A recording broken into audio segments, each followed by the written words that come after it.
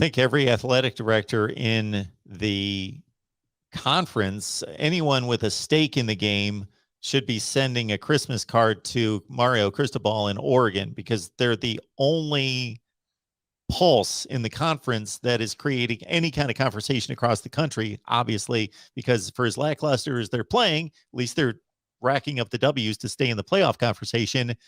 And an additional lackluster performance in the rain against Washington in an ugly game in and of itself.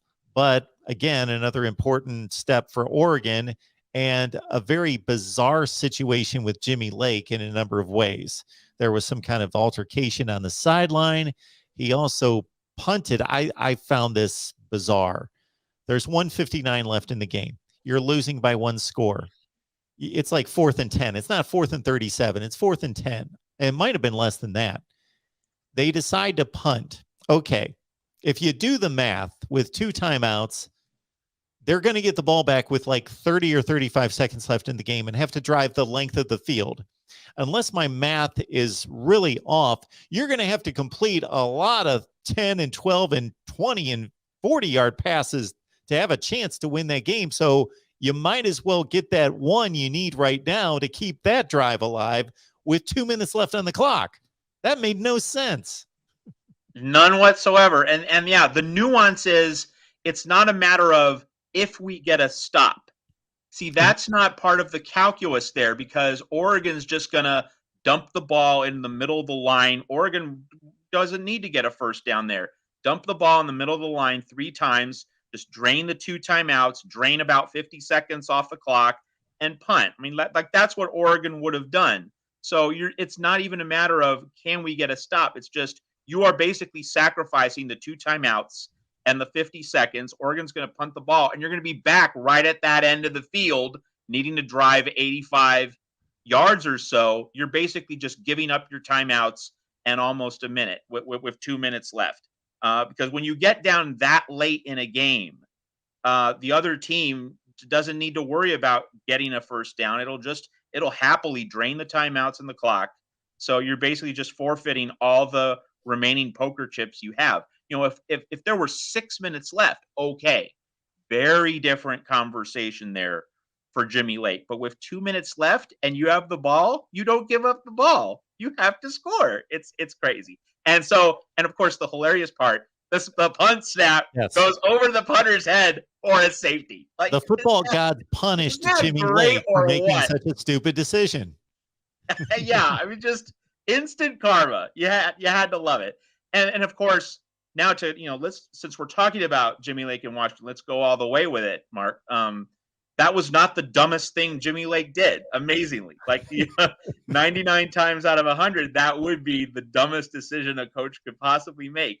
But no, then Jimmy Lake then strikes a player and shoves him in the back after he had turned away from the play. That player had turned his back, and Lake then shoved him after, it wasn't a ferocious hit, but he did strike him in the helmet. And you're also old enough to remember this.